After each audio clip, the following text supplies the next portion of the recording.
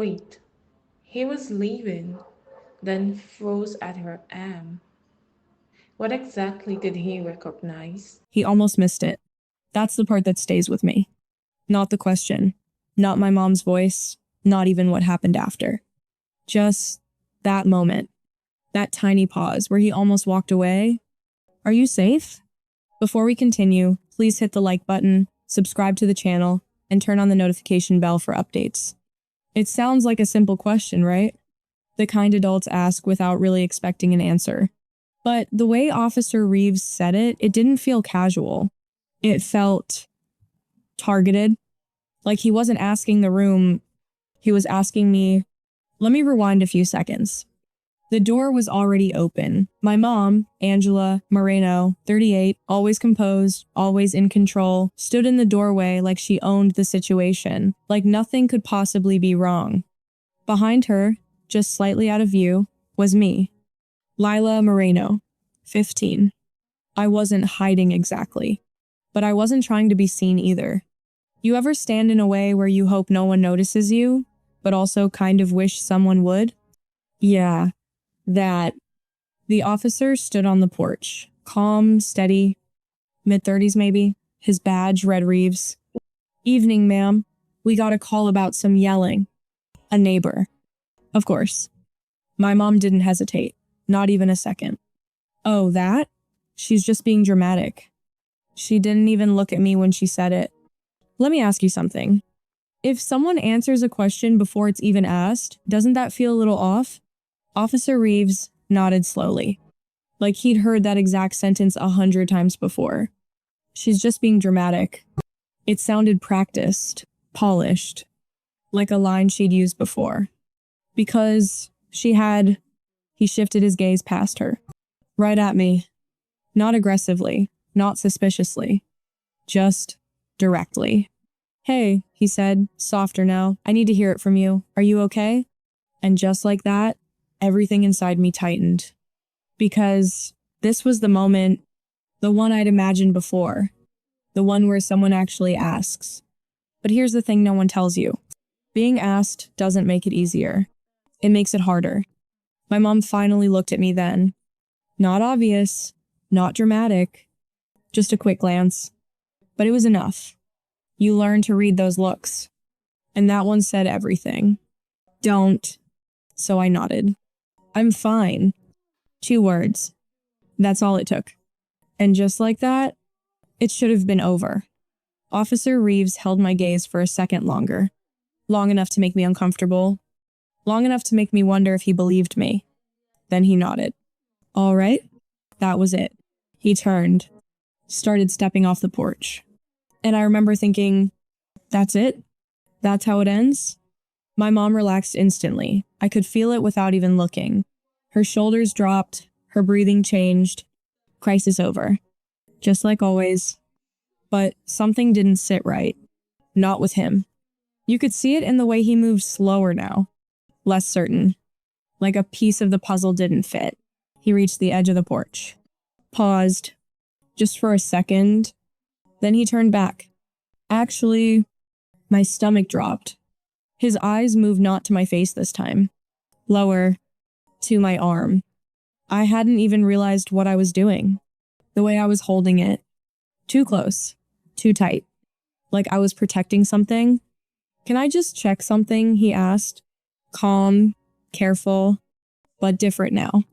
My mom stepped forward immediately. That's not necessary. Too fast. Too sharp.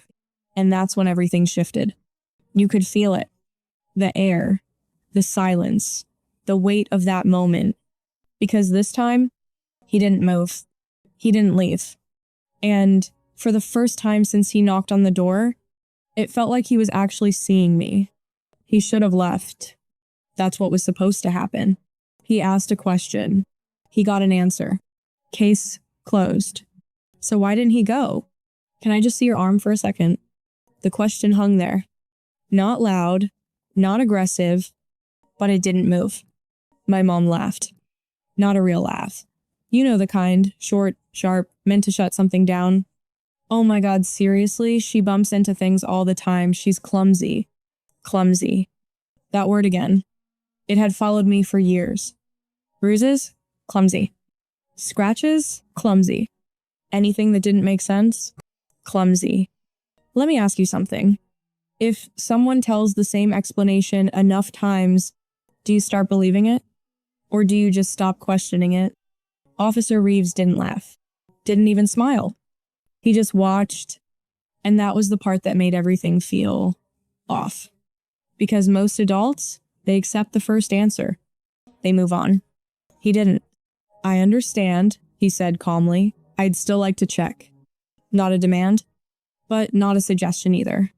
My mom shifted her weight slightly, blocking me just a little more. Subtle, but not subtle enough. There's really no need, she said, softer now, but tighter. And that's when I felt it. That familiar pressure in my chest, the calculation. If I move, if I say something, what happens after he leaves? Because that's the part no one sees. Not the moment at the door. Not the questions. But what comes later? I kept my eyes down. But I could feel his attention. Not forcing, waiting. Lila, he said. Just my name. Nothing else. It hit different. Not like my mom says it. Not like teachers say it. Just steady. Like he expected me to decide something. And suddenly, I was aware of everything. The way my sleeve was pulled down too far. The way my fingers kept gripping the fabric. The way I hadn't let go of my own arm since he got there. My mom noticed too. Of course she did. Her hand brushed lightly against my shoulder. To anyone else, it would have looked comforting. But it wasn't. It was a signal. Don't. You're making this into something it's not, she said, now directed at the officer. Her tone changed again. Less friendly. More controlled. And here's the thing. She was good at this. Really good. If you didn't know what to look for, you'd believe her. Most people did. But Officer Reeves, he tilted his head slightly. Not confused. Not convinced. Just observing. You said she's dramatic, he replied. That might be true. A pause. Then. But I still need to make sure she's okay. That word again. She. Not you both. Not the situation. Just me. And suddenly, this wasn't about my mom anymore. The silence stretched. Longer than it should have. Long enough to feel uncomfortable. My heart was pounding now. Too loud, too fast. Like it was trying to decide for me. Do nothing. That's what I always did. That's what kept things manageable. But something was different this time. I don't know if it was the way he stood there, or the fact that he didn't rush, or the way he didn't look away. But for the first time, it felt like if I didn't say something, he might not leave. My fingers tightened around my sleeve. Then, slowly, I loosened them. My mom noticed instantly. Her hand pressed a little firmer into my shoulder. Lila, she said quietly. Warning, but I didn't look at her. I looked at him. And for a second, everything went completely still. Then, slowly, carefully, I started to pull my sleeve back. My mom stepped forward. Okay, that's enough. But she was too late. Because he saw it. And the moment he did, everything changed. That's when the air changed. Not slowly, not subtly, instantly. Have you ever seen someone recognize something without saying a word? That's what it looked like. My sleeve had only moved a few inches. Not all the way up. Just enough. But it was enough. Officer Reeves didn't react the way you'd expect. No gasp, no sudden movement. He just stopped. Completely still. His eyes focused. Not on me. On my arm. And the silence that followed. It was heavier than anything that had happened so far. Behind me, I felt my mom move. Fast. Too fast. Oh my God, seriously, she said, stepping in. It's a bruise. She ran into the door yesterday. Yesterday. A new explanation. Different from clumsy. Let me ask you something. If the story changes, even just a little, doesn't that tell you everything? But he didn't look at her. Not yet. His hand lifted slightly. not touching, just hovering like he was tracing something in the air. Patterns, placement, spacing. Because it wasn't just one bruise. And that's the part you couldn't explain away. There were others. Faded ones. Newer ones. Different shapes. Different stages. Not random. Not accidental. Recognizable. Finally, he spoke. Quiet, controlled. Lila, how did this happen? Not what happened. Not, are you okay?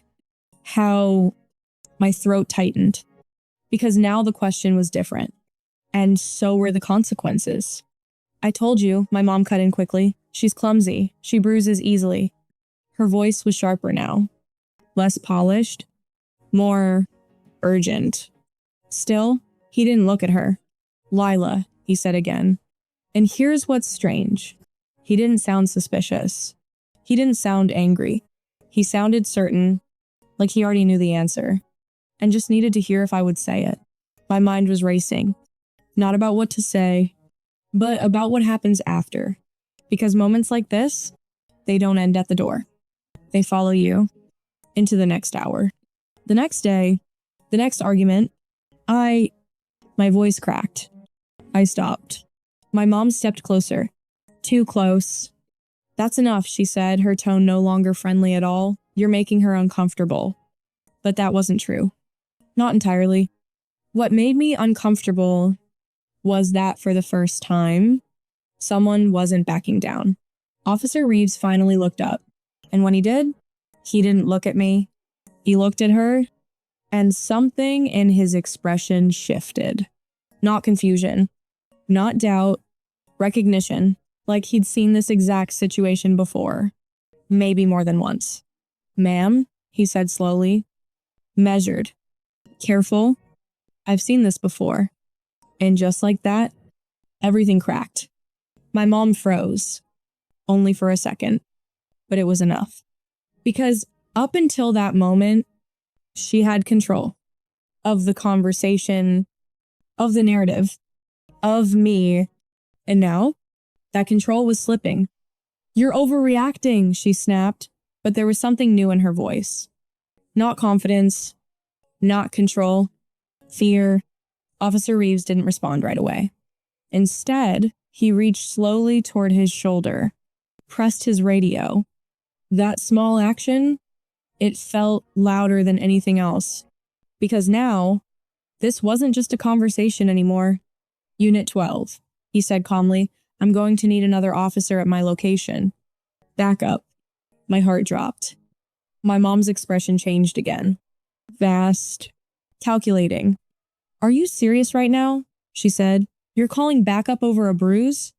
Still, he didn't raise his voice. Didn't argue. Didn't explain. He just stepped slightly. Not toward her, but closer to me. And in that moment, for the first time, I realized something. He wasn't trying to figure out what was happening anymore. He already knew. That sentence changed everything. Not loudly, not dramatically, but completely. I've seen this before.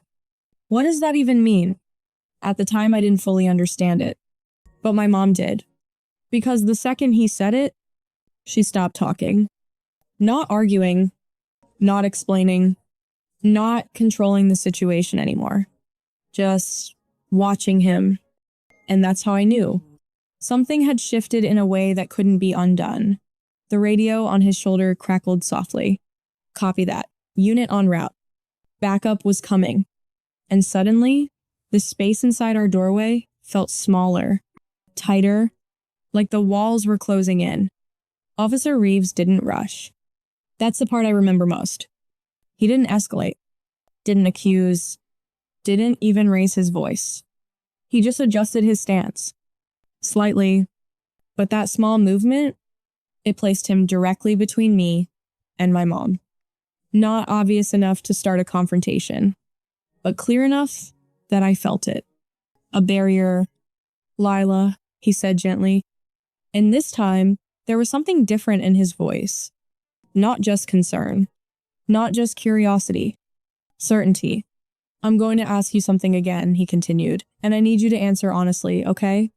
My chest tightened, because I already knew what he was going to ask. Behind me, I could feel my mom. Still. Silent. Which was worse than anything she'd said before.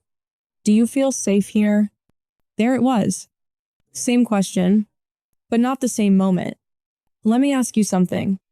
What changes between the first time someone asks and the second? Everything. Because now, he wasn't guessing. He wasn't testing. He was giving me a choice. And choices are dangerous when you're not used to having them. My mind split in two directions instantly. Say yes, this ends. Say no, everything changes. Everything. My hands were shaking now. I could feel it. Couldn't stop it. I glanced just for a second at my mom, and there it was again. That look. But it wasn't the same as before. Before it said, don't. Now, it said, think carefully. Because she knew, just like I did, this wasn't something she could talk her way out of anymore. The sound of tires pulling up outside broke the silence. Another police car. Doors opening. Footsteps. Time was running out. Lila, Officer Reeves said again, steady. Patient, waiting. And for the first time in my life, no one interrupted me. No one answered for me. No one redirected the conversation. It was just me. My heartbeat was so loud, it felt like it filled the entire room. I opened my mouth, closed it, then tried again. And this time, the word came out before I could stop it. No, it wasn't loud. It wasn't dramatic. But it was real. And the moment it left my mouth, everything moved. The second officer stepped inside. A woman, this time firm, alert. Her eyes immediately assessed the room. Officer Reeves nodded toward my mom. Silent communication. And just like that, the focus shifted away from me. Ma'am, I'm going to need to speak with you over here, the second officer said. My mom didn't argue. Not this time. Because there was nothing left to say. As she was guided away, her eyes flicked toward me one last time. Not angry. Not even surprised. Just distant. And that's when it hit me. This wasn't just a moment anymore. It was the beginning of something else. Something bigger than a single question. Something that couldn't be undone. No, that one word didn't sound like much. It wasn't loud. It didn't echo. It didn't shake the walls or stop time. But it did something else. It made everything real. Because once you say it out loud, once someone hears it, it can't be taken back. The shift was immediate. Not chaotic, not dramatic, controlled. Procedural. Officer Reeves didn't react with shock. He didn't say, "Are you sure?" He didn't question me again. He just nodded, like he'd been waiting for that answer. "Okay," he said quietly. "Thank you for telling me." And just like that, the responsibility moved off of me. The second officer, Officer Jenna Park, 29, guided my mom a few steps away toward the living room. Not aggressively, but firmly. "Ma'am, I need to ask you a few questions." My mom opened her mouth, probably to explain, to redirect, to regain control. But this time, it didn't work, because now there were two of them. Two perspectives, two sets of eyes, and, more importantly, a record had started. Officer Reeves crouched slightly in front of me, not towering, not intimidating. "Lila," he said, calm and steady, "I'm gonna stay right here with you, okay?" I nodded. I didn't trust my voice anymore. "Can you tell me," he continued, "how long this has been happening?" That question, it cracked something open, because it assumed something important, not if. "How long?" I swallowed. My throat felt dry. "A while," I said. Not specific, not detailed, but it was enough. Because he didn't need everything right then. He just needed truth. And once it starts, it doesn't stop.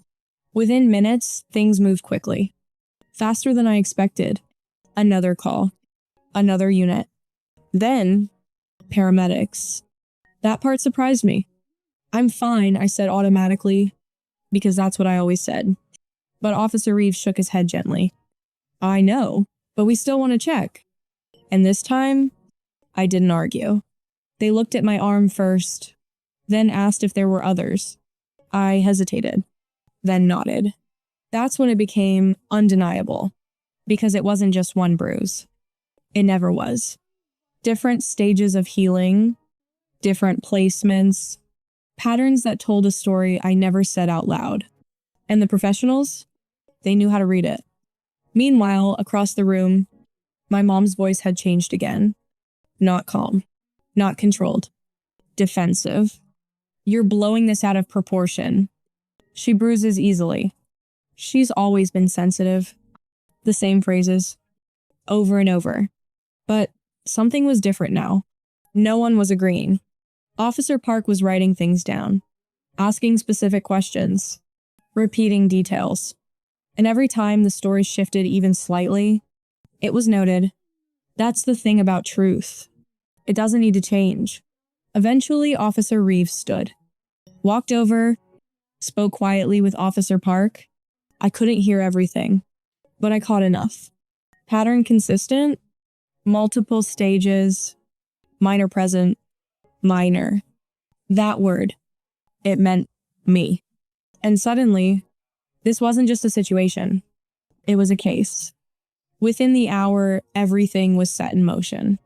A report was filed, detailed, precise. Child Protective Services were contacted. Not maybe later. Immediately. And my mom, she wasn't arrested right there. Not dramatically.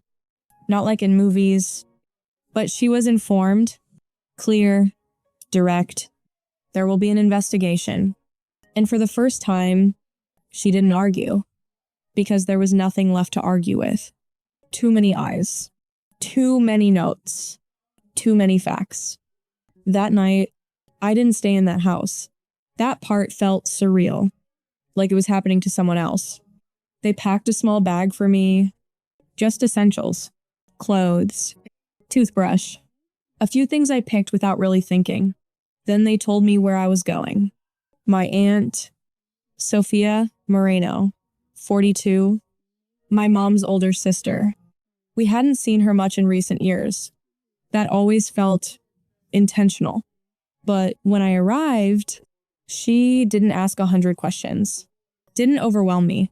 She just opened the door, looked at me, and said, "You're safe here." And for the first time, I didn't question it. The next few weeks unfolded slowly, but steadily. Interviews, follow-ups, medical evaluations, each one confirming what Officer Reeves had already recognized in seconds. A pattern, not random, not accidental, consistent. My mom's explanations didn't hold. Not under repetition, not under detail. Timelines didn't match. Descriptions shifted. And eventually, that mattered. Legally, things progressed. There was a formal investigation, court involvement, temporary custody granted to my aunt. My mom wasn't immediately removed from my life forever. That's not how it works. But there were restrictions. Supervised contact, mandatory evaluations, and most importantly, accountability. Socially, everything changed. Neighbors who once nodded politely now avoided eye contact. Whispers replaced assumptions because the story had shifted.